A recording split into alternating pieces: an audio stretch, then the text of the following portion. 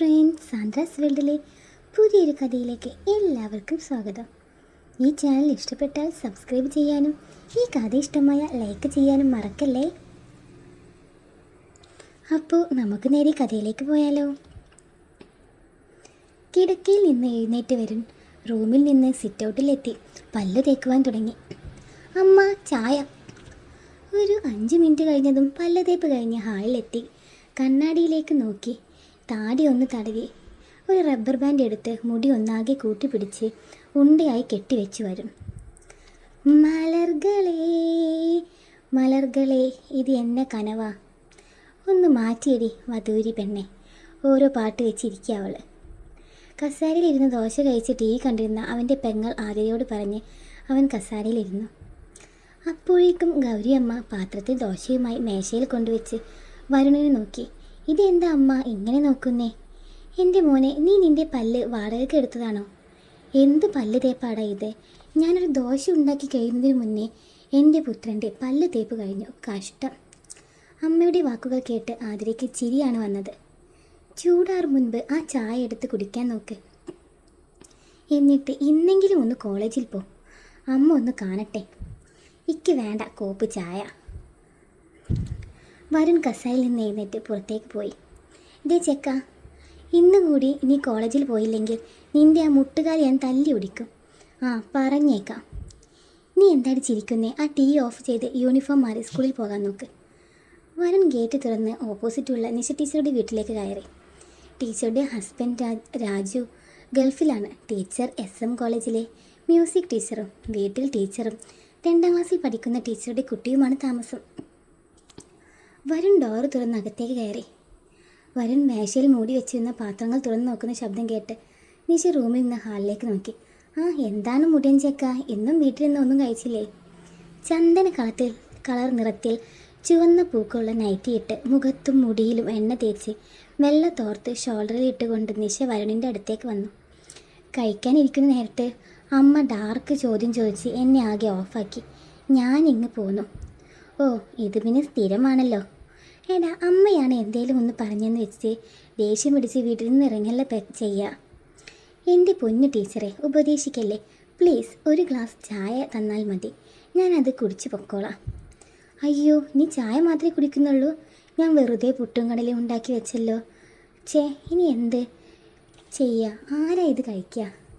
പുട്ട് ചൂടുണ്ടോ ടീച്ചറെ? ഇല്ല, തണുത്തതാ. എന്നാൽ 2 കഷ്ണം എടുത്തു, ലേശം കടലക്കറിയും. ഇരിക്കടാ, ഈ പാത്രത്തിലുണ്ട് പുട്ട്, ഇതാ കടല. വരുൺ കൈകൾ കൂട്ടി തിരുമ്പി കസേരയിലിരുന്നു. പല്ലൊക്കെ നേരവണ്ണം തേച്ചില്ലേ? ടീച്ചറെ, ഞാൻ ചുമ്മാ ചോദിച്ചതാടെ ചെക്ക. ചായ ഈ ഫ്ലാസ്കിലുണ്ട് കേട്ടോ. പുട്ടെടുത്ത് കഴിച്ചോളൂ. കയ്യിൽ എണ്ണ ആയ കാരണം എടുത്തു തരാത്തെ. അത് സാരമില്ല. ടീച്ചർ പോകുന്നില്ലേ ഇന്ന്? പോകണം, കുളിക്കാൻ നോക്കുമായിരുന്നു. അപ്പോഴാണ് നിൻ്റെ വരവ്. ടീച്ചർ പോയി കുളിച്ചോ? ഇത് ഞാൻ എടുത്ത് കഴിച്ചോളാം. ശരി. വരുൺ, നീ ഇന്ന് കോളേജിൽ പോകുന്നില്ലേ? പോവല്ലോ. എന്താ ടീച്ചറെ? ഞാനും ഉണ്ട് കേട്ടോ. നിൻ്റെ കൂടെ എൻ്റെ വണ്ടി എന്ത് സ്റ്റാർട്ടാകുന്നില്ലടാ. അത് കുഴപ്പമില്ല ടീച്ചറെ, ഒരുമിച്ച് പോകാം.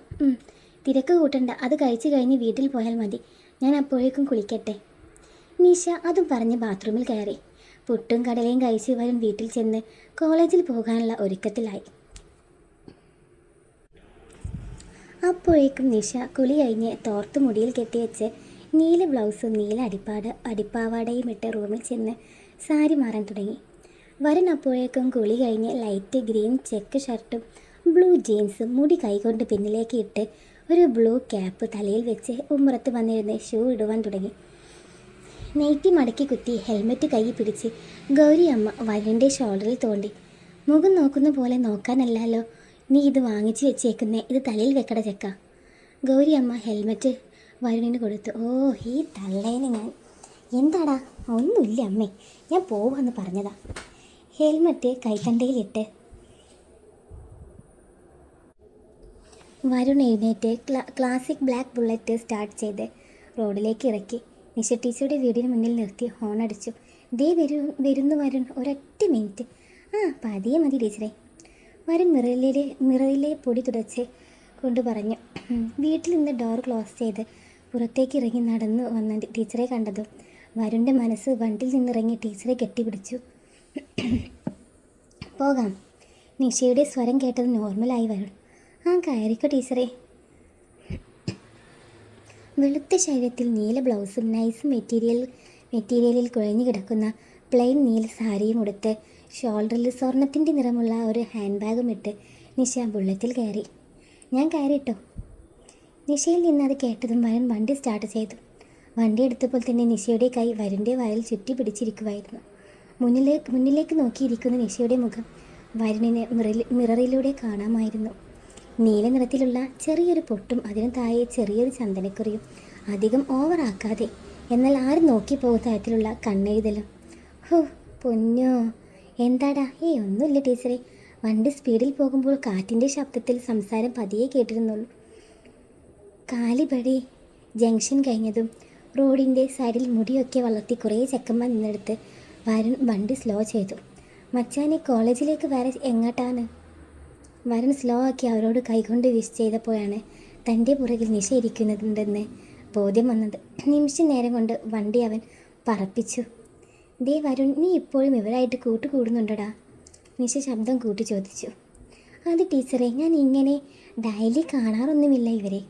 വണ്ടി പതിയെ ഓടിച്ച് അവൻ പറഞ്ഞു. നിൻ്റെ അമ്മ പറഞ്ഞപ്പോൾ ഞാൻ വിശ്വസിച്ചിരുന്നില്ല. എന്നിട്ട് ഞാനാ നിൻ്റെ അന്ന് ഒരു പാക്കറ്റ് കഞ്ചാവ് കാണാൻ ഇട വന്നേ. അന്നേ ഞാൻ പറഞ്ഞിരുന്നു ഇവരായിട്ട് കൂട്ട് വേണ്ട എന്ന്. ഒന്നും മറന്നിട്ടില്ലല്ലോ നീ? വെറുതെ ഒന്നുമല്ല ആ 3 എണ്ണത്തിനെ കോളേജിൽ നിന്ന് പുറത്താക്കിയത്. പഠിപ്പിക്കുന്ന ടീച്ചറെ കഞ്ചാവിൻ്റെ ലഹരിയിൽ കയറി പിടിച്ചതിനാ. എല്ലാം നിനക്കറിയാവുന്നതല്ലേ.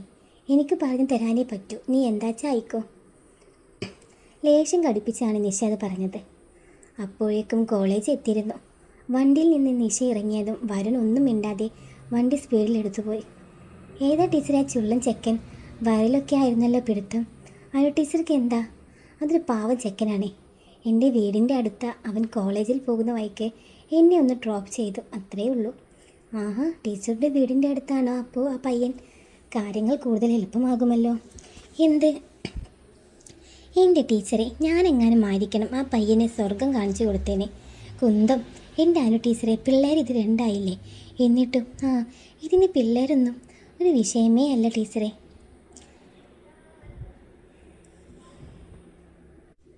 ഓ എൻ്റെ ടീച്ചറെ ഒന്ന് നിർത്തൂ, വിദ്യാർത്ഥികൾ കേൾക്കണ്ട ഒന്നും.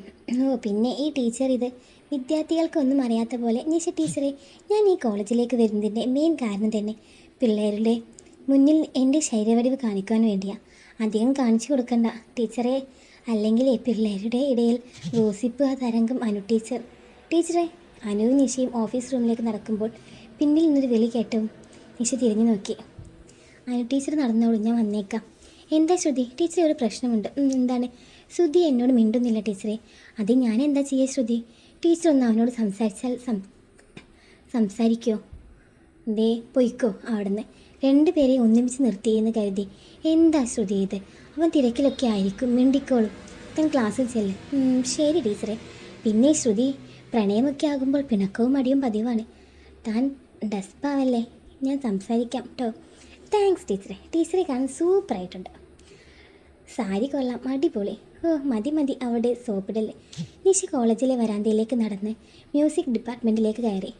ഹാൻഡ് ബാഗിൽ നിന്ന് ഫോൺ എടുത്ത് ഓണാക്കിയതും ശ്രുതിയുടെ മെസ്സേജ് വന്നിരുന്നു. മെസ്സേജ് വായിച്ച് നിഷ ഓഫീസിൽ നിന്നിറങ്ങി കോളേജിൻ്റെ പിന്നിലേക്ക് നടന്നു. ആരെങ്കിലും തന്നെ ശ്രദ്ധിക്കുന്നുണ്ടോ എന്ന് നോക്കി നിഷ ഗ്രൗണ്ടിൻ്റെ അരികിലുള്ള മുതലിൻ്റെ വിടവിലൂടെ കടന്നു. ആരും പെട്ടെന്ന് ശ്രദ്ധിക്കാത്ത ഒരു വലിയ തെങ്ങുംപറമ്പായിരുന്നു അത്. നിഷ സാരി തുമ്പ് മടക്കി വലത് സൈഡിലേക്ക് നോക്കി. നിഷയെ കണ്ടതും രാഹുൽ എഴുന്നേറ്റു. ആ പൊളി ഇൻട്രോ നിഷ ടീച്ചറെ. ഒരു പഫ് വലിച്ച് നിഷ ടീച്ചറെ ഓർത്ത് എന്തൊക്കെയോ ഇടാൻ തുടങ്ങിയതാ. അപ്പോൾ എൻ്റെ പൊന്നു ടീച്ചറെ നിങ്ങളുടെ വരവ്. നിഷയുടെ വരവ് കണ്ട് രാഹുൽ സിബ് തുറന്നു. എൻ്റെ മനസ്സ് ഈ ടീച്ചർക്ക് അറിയാം. വിചാരിച്ചപ്പോൾ തന്നെ ഇവിടെ എത്തി.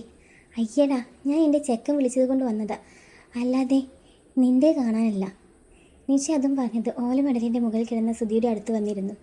ആ എത്തിയോ എൻ്റെ ഭാര്യ? പിന്നല്ലാതെ എൻ്റെ കെട്ടിയോനെ കാണാൻ എനിക്ക് പറമ്പിലേക്ക് വന്നാലല്ലേ പറ്റൂ. എന്തായി നിൻ്റെയാ? ആരുണോ വരുണോ അവനെ വശീകരിക്കൽ? എന്നും നടന്നില്ല ഒന്നും. ഞാൻ വാങ്ങിത്തന്ന എല്ലാം വിട്ട് അവൻ്റെ മുന്നിൽ നിന്നാൽ അവനല്ല അവൻ്റെ അപ്പൻ വരെ വരും. ചീ പോടാ തെമ്മാടി. ഡാ സുധി, ടീച്ചറോടൊന്ന് പറയോ നമ്മളെയും ഒക്കെ ഒന്ന് മെയിൻറ്റ് ചെയ്യാൻ. അങ്ങനെ അവരവിടെ ഒരു കളി പാസ്സാക്കി. ഈ ടീച്ചറും കുട്ടികളും തമ്മിൽ നല്ല ഒരു ഹരമുള്ള ഒരു കളിയായിരുന്നു അത്. പിന്നീട് മുടിയെല്ലാം അലസ്യമായി കിടന്ന നിശയുടെ ഫോണിൽ ഒരു കോൾ വന്ന് നിശ ഫോൺ എടുത്ത് സംസാരിക്കുവാൻ തുടങ്ങി. അപ്പോഴേക്കും സുധി എഴുന്നേറ്റ് ഒരു സിഗരറ്റ് കൂടി കത്തിച്ചു. ഫോൺ കട്ട് ചെയ്ത് നിശ സാരിയൊക്കെ നേരെയാക്കി മുടിയെല്ലാം ഒതുക്കിയിട്ടു. അതെ, ഞാൻ പോകട്ടെ, ക്ലാസ്സുണ്ട്. ആ, അങ്ങനെ അങ്ങ് പോകല്ലേ, നിൻ്റെ ആ പാൻറ് ഇങ്ങ് താ. ഓ, തരാം. നിശ ഇടാൻ നിന്ന അത് സുധിയുടെ കയ്യിൽ കൊടുത്തു. പിന്നെ അവൻ്റെ കയ്യിൽ നിന്ന് സിഗരറ്റ് വാങ്ങി ഒന്ന് വലിച്ചു പോകാൻ നിന്നു. ആ സുധി, ഞാൻ മറന്നു ചോദിക്കാൻ. മുന്നിലേക്ക് നടന്ന നിശ തിരിഞ്ഞു നിന്ന് സുധിയോട് ചോദിച്ചു, നീ എന്താടോ ആ ശ്രുതിയോട് മിണ്ടാത്തെ? അതിനെ വിഷമിപ്പിക്കല്ലേ കേട്ടോ, ചെന്ന് മിണ്ടിക്കോളൂ. പരാതി പറഞ്ഞു കാണുമല്ലേ, ആലോചിക്കാം. നീ ഇവിടെ ഇരുന്ന് ആലോചിക്കുക, ഞാൻ പോവാം. അതും പറഞ്ഞ് നിശ കോളേജിലേക്ക് നടന്നു. അപ്പോൾ ഇന്നത്തെ സ്റ്റോറി ഇത്രയേ ഉള്ളൂ. ഇതിൻ്റെ സെക്കൻഡ് പാർട്ട് വേണമെന്നുള്ളവർ എത്രയും പെട്ടെന്ന് കമൻറ്റ് ചെയ്യുക. അപ്പോൾ നമുക്ക് പുതിയൊരു കഥയുമായി വീണ്ടും കാണാം.